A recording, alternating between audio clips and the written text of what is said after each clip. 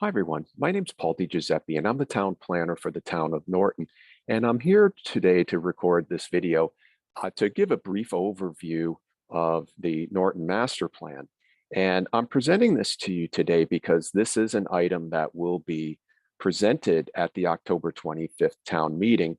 And so what I'd like to do is just go over the main highlights of the plan and then also talk about the road forward, which will include talking about the master getting to the town meeting, as well as what happens after town meeting. So a master plan simply is a roadmap, a guide for how a town will grow and develop over a period of time.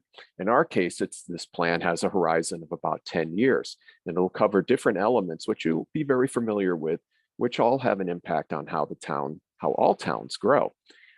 This is a requirement of Massachusetts general law. Our previous master plan was adopted way back in 1998, so it's 23 years old, and it was in need of updating. So we went ahead and applied and received grants, about $70,000 worth of grants, and $30,000, which the town approved a couple of years ago to write this plan. This information that you will see in this plan actually came from a series of public workshops that we had with you, the public, as well as an online presence that we had over the last 2 years. In the beginning, our workshops were in public, and then due to the pandemic, we switched to a virtual workshop approach.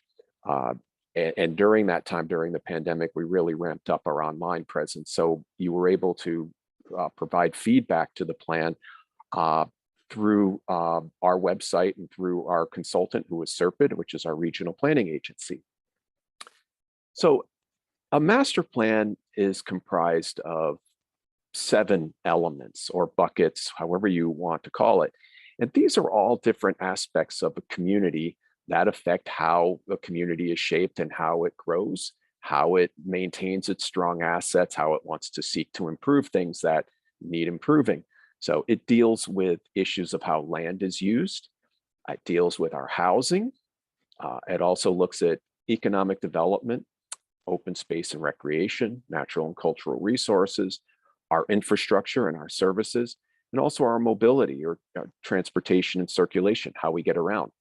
So each of these elements actually has multiple goals for them, which are then implemented by numerous actions or strategies. So I'm going to just do an overview that covers all of these 7 elements in a broader perspective. So hopefully you can see what we're trying to achieve in this plan. So one way of looking at a master plan is to look at it on a spectrum from one end being, little to no change to more change. And in Norton, because of several things, most of this plan is about, it covers largely preserving or maintaining what we have. One of which is preserving our open space and natural resources. And Norton has a long legacy of preserving natural resources such as wetlands.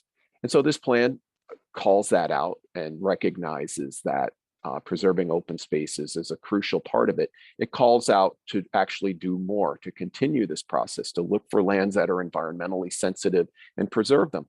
And it also calls out making those lands, where possible, more accessible to the public. If, for example, the town is in the process of building or constructing the bike path that runs along near North Washington Street. So that would be a way of connecting people through environmentally sensitive areas, but also getting people, cyclists in this case, to the urban areas of the town. We would also continue to protect our water resources from harmful contaminants, certain types of development that would not be appropriate in those places. And this plan also calls about celebrating our history. So many of our sites are already designated as a historic landmark. We would call for trying to add more appropriate sites for historic preservation. So in addition to preserving and expanding the environmentally sensitive lands, Another area that we looked at that is really focused more on the little to no change side is preserving our residential fabric. And Norton is renowned for its very rural to semi-rural lifestyle, wonderful neighborhoods, beautiful housing stock. So the plan calls for it.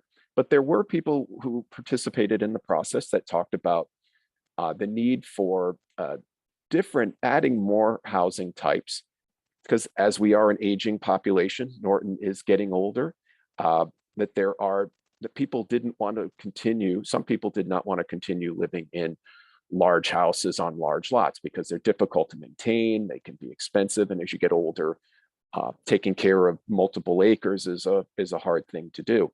So we will be looking at, or this plan calls for adding to the diversity of housing that exists in town to help meet the needs of our changing population.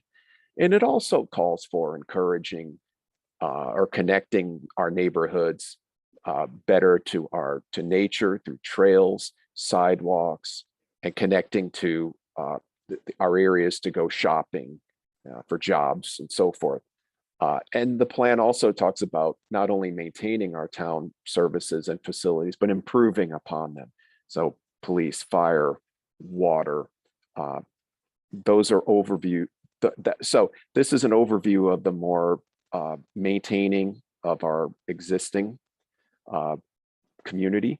The other area, though, that is that we focus on now, that's more into the change, is promoting economic development. And I do point out here that this is a much smaller geography, whereas the others take up a very high percentage of the town. This focus on economic development is really on our two main corridors, 123 and 140, and then also the area of South Washington down on the Taunton line. And this looks at economic development from a couple of perspectives. One of which is, if you look at our village center along 123 and 140, it talks about improving that area to be more of a place for public gathering, small businesses, a place that creates more of an identity for the town. Another aspect of this, though, is to attract new businesses, certainly to areas along 123 and 140, but in some areas where we can get larger companies in. You think about what's happening at our Blue Star Business Park up at Leonard Street, north of 495. So we are trying to get those because those can be the big job generators. And also those are for town purposes, are the bigger property tax generators. But those would be, again, in specified areas that are focused on, that have existing infrastructure there to serve them, would be in areas that are farther removed from our residential areas. The plan also calls for continuing to improve our relationship between the town, our local businesses, our major institutions like Wheaton College, to help foster economic resiliency and strength. So I'm not going to go into this, but this is an example from the plan of an implementation spreadsheet, a project management spreadsheet, to help us determine or organize how we will move all of these actions forward. As I mentioned earlier, we have goals that are implemented by actions. So if you look at the table, you'll see that there's a goal here, and then there are actions underneath it that get implemented. It also identifies how high of a priority it is, how quickly it can be done. And importantly, it also then talks about responsible parties who will help implement it, because there are different town departments that will do it, but we're also going to need help from stakeholders. And if you're watching this, we certainly are interested in having you help participate if that is what you want to do. This also then talks about the main steps that we have to take in each of these. So this is a really important tool for us as we go forward to making this plan happen, because this is what we will look at and help guide the actions that we need to take. This chart is an example of organizing all of these actions into quadrants, where the top right is a high priority and we can begin doing this very soon, whereas the lower left they're all important. These are lower priorities and will take a longer period of time to happen. So this is a way of us focusing on which actions we'll take first, and then subsequently what actions we will do after that. So that's just a quick overview of the plan. But going forward, it's important to know that some of these actions are very focused and will be done very quickly.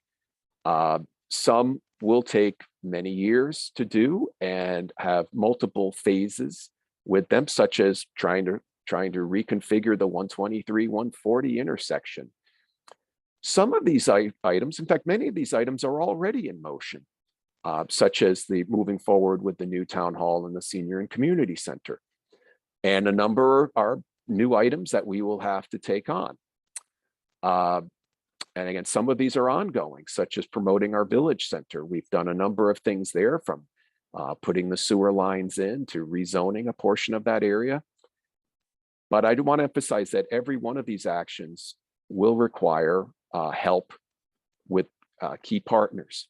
And that'll be part of our job, particularly my job, to make sure that we get all the, in the beginning, the teams ready to be able to launch, to go into their actions, to make things happen.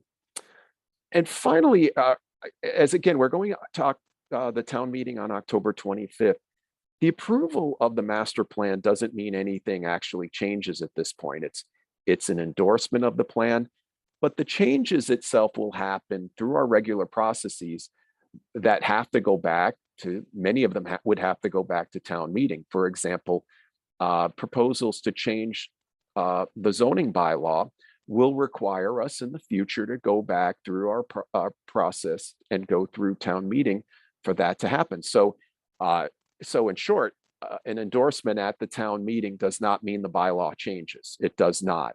Other things have to happen after the plan is adopted or endorsed in order for changes to happen. And these are all public processes, so you can stay involved with it over time. So the planning board is the entity by our charter that has the ability to adopt the plan.